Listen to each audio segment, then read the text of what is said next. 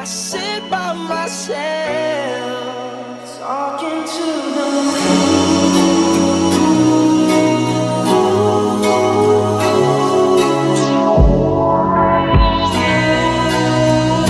Assalamualaikum warahmatullahi wabarakatuh. Jadi pada kesempatan berbahagia ini kami ingin memaparkan beberapa poin-poin penting terhadap isi dari makalah kami, yaitu detailnya tentang ketentuan seorang wanita dalam memakai perhiasan emas.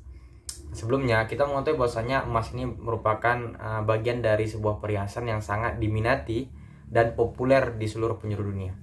Ada banyak sekali orang yang meminati perhiasan emas tersebut dengan berbagai kemanfaatannya. Ada yang menjadikannya sebagai bentuk perhiasan, ada yang menjadikannya sebagai bentuk barter, alat investasi dan lain sebagainya. Jadi tidak ayal rasanya bahwasanya perhiasan emas ini sangat banyak diminati orang, khususnya di Indonesia, umumnya seluruh dunia. Dalam Islam sendiri, Islam memandang bahwasanya perhiasan emas ketika dibuat menjadi sebuah perhiasan, dipakaikan atau ingin menampilkan sebuah kemewahan dan keagungan, maka ini tidak diabsahkan oleh Al-Quran maupun hadis ketika dipakaikan kepada seorang laki-laki. Akan tetapi sebaliknya, kepada perempuan perhiasan emas ini diperbolehkan dengan alasan-alasan tertentu sesuai dengan koridor-koridor syariat Islam. Nah, oleh karena hal tersebut, jadi pada kesempatan berbahagia ini kami ingin bahas secara spesifik dan komprehensif terkait ketentuan bagi seorang wanita dalam memakai perhiasan emas. Bismillahirrahmanirrahim. Assalamualaikum warahmatullahi wabarakatuh. Bismillah walhamdulillah. Assalatu wassalamu ala sayyidina Muhammad ibni Abdillah, la nabiyya wa rasula ba'dah. Allahumma salli ala sayyidina Muhammad wa ala sayyidina Muhammad. InsyaAllah pada kesempatan kali ini saya Amin Borok akan memaparkan pembahasan mengenai beberapa hadis mengenai ketentuan penggunaan perhiasan emas terhadap perempuan dan takhrij pada beberapa hadis tersebut. Adapun mengenai kebolehan atau kehalalan menggunakan perhiasan emas terhadap wanita, terhadap perempuan, terdapat di beberapa kitab, terdapat di beberapa hadis dari beberapa kitab, dalam beberapa kitab, di antaranya yakni kitab Musnad Al-Imam Ahmad bin Hanbal. Kemudian selain itu juga terdapat dalam kitab As-Sunan As-Sughra li An-Nasa'i. Kemudian juga terdapat pada kitab Al-Jami' Al-Kabir Sunan At-Tirmidzi. Kemudian adapun dalam kitab Sunan Ibnu Majah terdapat hadis yang mana dapat kita pahami bahwasanya diharamkannya sauk dari sutra dan emas terhadap laki-laki dan kehalalannya terhadap perempuan atau wanita. Adapun sebagai gambaran mengenai gambaran hadis mengenai kehalalan atau kebolehan penggunaan emas terhadap perempuan atau wanita, yakni yang terdapat hadis yang terdapat hadis yang terdapat dalam kitab Musnad Al-Imam Ahmad bin Hanbal, karya Imam Ahmad bin Hanbal. Bismillahirrahmanirrahim. Berikut hadisnya hadis nomor 19503. Bismillahirrahmanirrahim. Haddatsana Abdul Razzaq, haddatsana Ma'mar, Bismillahirrahmanirrahim. Haddatsana Abdul Razzaq, haddatsana Ma'mar an Ayyub an Nafi'in an Sa'id bin Abi Hindin an rajulin an Abi Musa al-Ash'ari qala Rasulullah sallallahu alaihi wasallam وحل الذهب والحرير للإناث من أمتي وحرم على ذكورها حديث صحيح بشهوده hadithun sahihun bisyuhudihi. Adapun artinya, telah bercerita kepada kami Abdul Razzaq, telah bercerita kepada kami Ma'mar dari Ayyub, dari Ayyub, dari Nafi', dari Sa'id bin Abi Hindin, dari seorang laki-laki, dari Abi Musa al-Asy'ari, telah berkata, Rasulullah SAW bersabda, dihalalkan emas dan sutra bagi perempuan dari umatku, dan diharamkan atas laki-lakinya. Adapun hadis tersebut merupakan hadis yang berada pada kitab Musnad Al-Imam Ahmad bin Hanbal, karya Imam Ahmad bin Hanbal, nomor hadis 19503. Kemudian adapun redaksi hadis yang berada pada kitab As-Sunan As-Sughra Al-Nasa'i, nomor hadis 5265. Bismillahirrahmanirrahim. Akhbarana Amr bin Ali qala haddatsana Yahya wa Yazid wa Mu'tamir wa Bishr bin al-Mufaddal qalu haddatsana Ubaidullah an Nafi'in an Sa'id bin Abi Hindin an Abi Musa anna Rasulullah sallallahu alaihi wasallam qala Inna Allah azza wa jalla ahalla li'inathi ummati al-harira wal-dhahab wa harramahu ala dhukuriha. Adapun hadis ini hukum Al-Albani sahih. Kemudian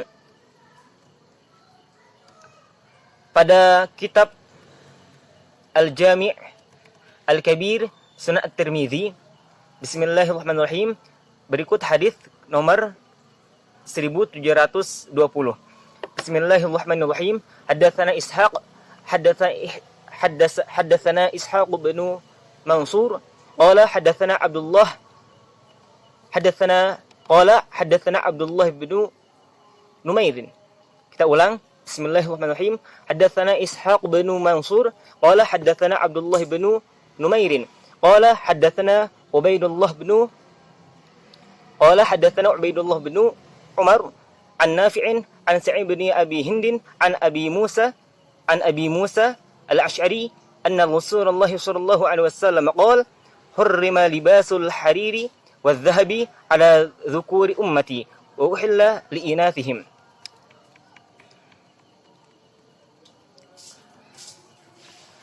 Wa fil bab an Umar wa Ali wa Uqbah bin Amir wa Anas wa Hudzaifah wa ummi Hanin wa Abdullah bin Amr wa Imran bin Husain wa Abdullah bin Az-Zubair wa Jabir wa Abi Rihanah wa bin Umar wal Bara wa hadits Abi Musa haditsun hasanun sahihun.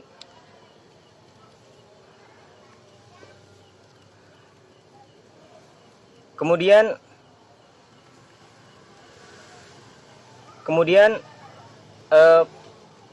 pada kitab Sunan Ibnu Majah nomor hadis 3597. Bismillahirrahmanirrahim. Haddatsana Abu Bakrin qala haddatsana Abdurrahman bin Sulaiman an al-Ifriqi an Abdurrahman bin Rafi'in an Abdullah bin Amrin qala kharaja alaina Rasulullah sallallahu alaihi wasallam wa fi ihda yadayhi thawbun min haririn wa fil ukhra dhahabun faqala inna hadaini muharramun ala dhukuri ummati hillun liinathihim. Adapun hadis ini hukum Al-Albani sahihun li ghairi. Adapun dari beberapa hadis di atas, beberapa redaksi hadis di atas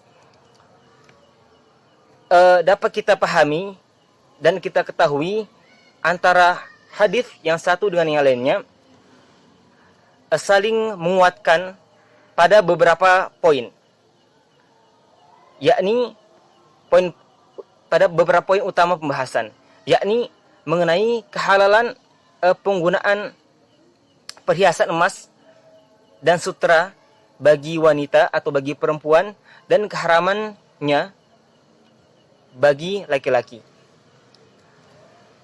Mungkin demikian beberapa hadis mengenai ketentuan penggunaan perhiasan emas bagi perempuan dan takhrij pada beberapa hadis tersebut. Yang mana kita ketahui beberapa hadis yang mengindikasikan bahwasanya adanya kehalalan penggunaan perhiasan emas terhadap perempuan atau wanita, dan keharaman bagi laki-laki, mengenai kehalalan atau kebolehan penggunaan perhiasan emas dan sutra bagi perempuan atau wanita, dan keharamannya terhadap laki-laki. Yang mana kita temukan pada diantaranya pada kitab Musnad Al-Imam Ahmad bin Hanbal nomor hadis 19.503, kemudian As-Sunan As-Sugha lin-Nasa'i nomor hadis nomor 5.265, kemudian pada kitab Al-Jami' Al-Kabir Sunan At-Tirmidzi nomor hadis 1720, kemudian Sunan Ibnu Majah, dalam kitab Sunan Ibnu Majah nomor hadis 3597. Demikian dari Amin, mohon maaf atas segala kekurangan, kesalahan. Akhirul kalam, Assalamualaikum warahmatullahi wabarakatuh. Oke, jadi pada kesempatan berbahagia ini saya ingin menjelaskan terkait poin yang kedua, yaitu memahami dan menganalisa hadis secara kontekstual. Ya, jadi sebelum kita membahas lebih jauh, lebih detail terhadap materi tentang hadis ketentuan seorang wanita dalam memakai perhiasan emas, ada lebih baiknya kita mengetahui bagaimana pengertiannya secara etimologi dan terminologi, dan dasar-dasar filosofis dan historis mengapa ada materi seperti ini. Nah, jadi kalau kita mengetahui secara etimologi, perhiasan merupakan sebuah kata imbuhan. Kata imbuhan adalah kata yang ditambahkan, yang akar katanya adalah hiasan, kemudian ditambah imbuhan per, sehingga perhiasan. Nah, sedangkan dalam kamus bahasa Inggris, perhiasan adalah sama seperti decoration, atau dalam bahasa Inggrisnya adalah decoration, yang juga akar katanya adalah dekor, yang artinya hiasan juga. Sedangkan dalam bahasa Arab sendiri, perhiasan sering dikaitkan dengan kata zina. Seperti dalam Al-Quran juga, perhiasan itu lebih dicondongkan terhadap kata zina, walaupun ada sinonimnya selain itu, yaitu kata huli dan zukhruf. Secara terminologi, perhiasan ini merupakan sebuah benda yang memiliki nilai harga apapun kondisi dan situasinya, baik itu kita simpan, kita barter, dan lain sebagainya.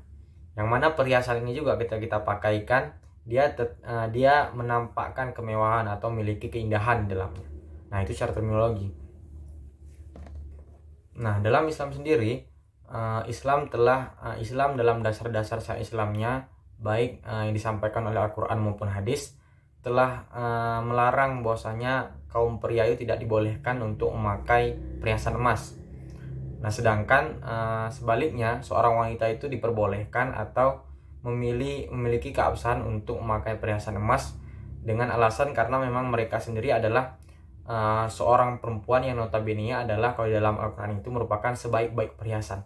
Jadi tidak ayal rasanya atau tidak umum rasanya kita mengetahui bahwasanya seorang wanita itu mencintai keindahan atau mencintai kemewahan, karena memang pada dasar sifat manusiawi dia selaku perempuan, dia mencintai keindahan.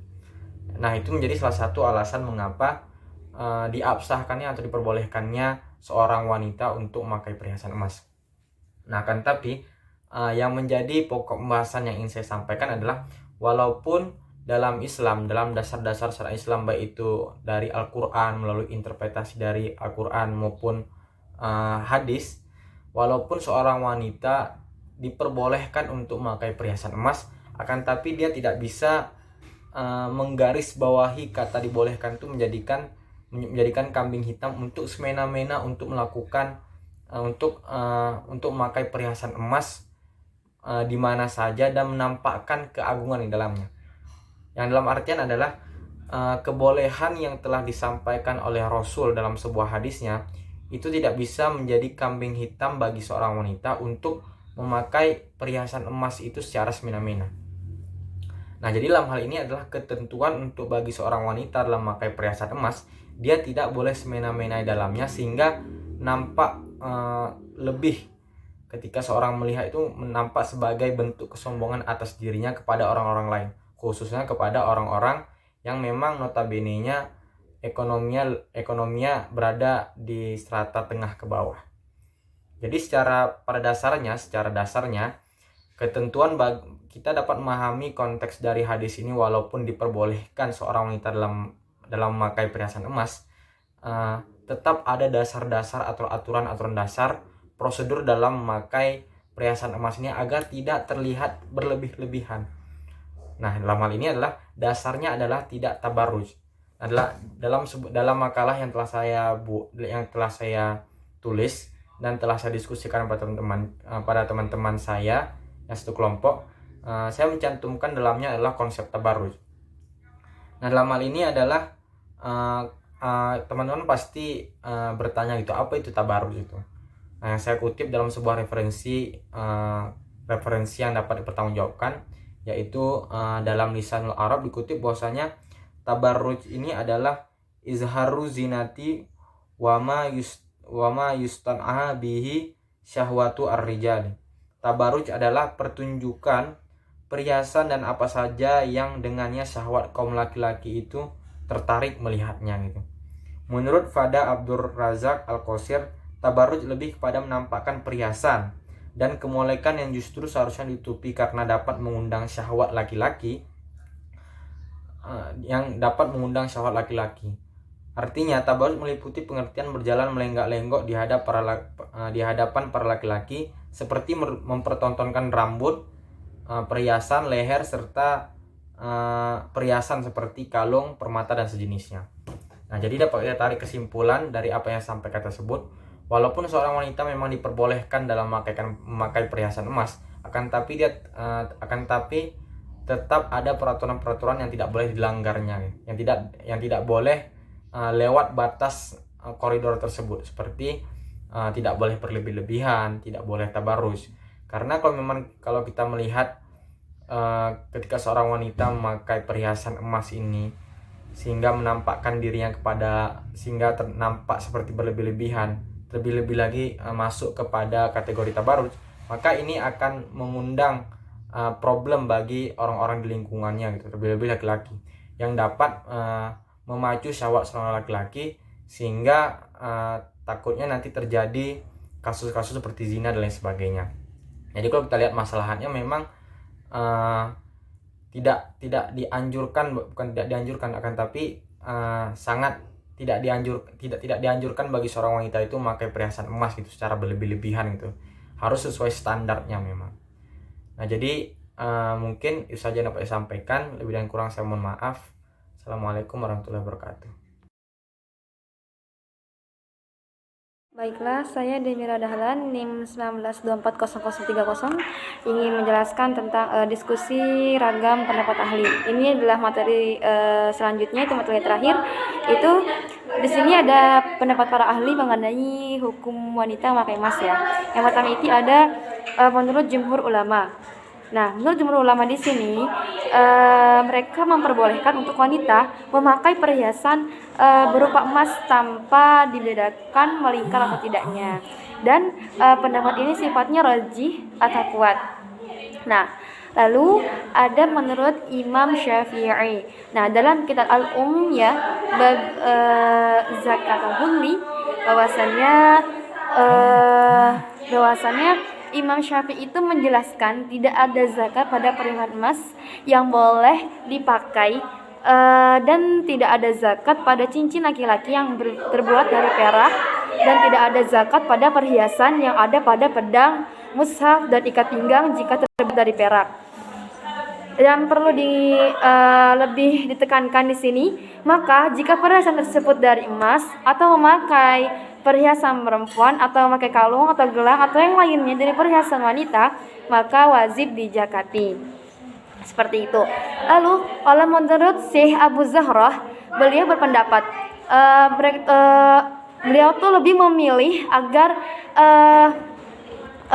ditentukan batasan-batasan maksimal tentang pemakaian emas atau berhias yang dibebaskan dari mengeluarkan zakat emas dan perak, yaitu sesuai dengan ukuran syar'i yang membebaskan zakat atas perhiasan wanita yang perhiasan itu bernilai 20 miskol emas atau 85 gram ya. Kalau misalkan di berat biasanya, dan sama sekali tidak dibebaskan secara mutlak perhiasan emas yang dipakai oleh seorang, sebab memakai perhiasan dan emas bagi yang laki-laki ya, ini kalau bagi yang laki-laki hukumnya dilarang. Kalau yang perempuan itu hanya berarti tadi hanya menentukan batas-batasannya saja. Lalu menurut Al-Baihaqi ya, di sini Al-Baihaqi itu setelah menyebutkan sebagian hadis-hadis yang menunjukkan diperbolehkannya emas dan sutra bagi wanita, beliau berkata seperti ini, kabar-kabar atau hadis-hadis ini, hadis yang semakna dengannya ini menunjukkannya berhias dengan emas bagi para wanita, dan kami itu memperoleh petunjuk atau dalil dengan didapatkannya ijma tentang ulama tentang bolehnya memakai perhiasan bagi wanita, dan terhapus hukumnya kabar-kabar yang menunjukkan haramnya perhiasan emas bagi wanita secara khusus. Lalu menurut Imam An-Nawawi, di sini ada dua ya. Saya mengambil dua pendapat Imam An-Nawawi. Yang pertama di sini menurut An-Nawawi rahimahullah berkata dalam Al-Majmu juz 4 halaman 424, diperbolehkannya bagi wanita memakai sutra berhias dengan perak dan emas dengan ijma kesepakatan berdasarkan hadis-hadis yang sahih. Beliau juga berkata pada juz 6 halaman 40, pada kitab yang sama kaum muslimin telah bersepakat tentang diperbolehkannya bagi wanita memakai beraneka ragam perhiasan dari perak dan emas semuanya, seperti kalung, cincin, gelang tangan, gelang kaki, dan semua perhiasan yang dipakai seperti kayak kalung juga gitu ya, yang di leher atau selainnya, serta semua perhiasan yang biasa dipakai para wanita ya. Dan ini selisihnya sedikit. Lalu menurut An-Nawawi rahimahullah dalam syarah Sahih Muslim, bab diharamkannya cincin emas bagi laki-laki dan terhapusnya hukum diperbolehkan pada permulaan Islam, kaum muslimin telah bersepakat bolehnya cincin emas bagi wanita. Jadi bisa saya ambil simpulan dari semua pendapatnya para ulama, bahwasannya yang saya pahami di sini, emas itu bagi wanita boleh hukumnya dipakai. Namun yang pertama, satu, tidak boleh bertabaruj ya. Terus tidak boleh menampakkan pada selain suami. Yang ketiga itu, untuk masalah zakat ini masih banyak pertimbangan ya, antara harus berzakat atau tidak. Nah, jadi seperti itu. Dan satu lagi, tidak boleh israf atau berlebih-lebihan dalam memakai perhiasan. Mungkin cukup sekian dari saya. Kurang lebihnya mohon maaf. Wassalamualaikum warahmatullahi wabarakatuh.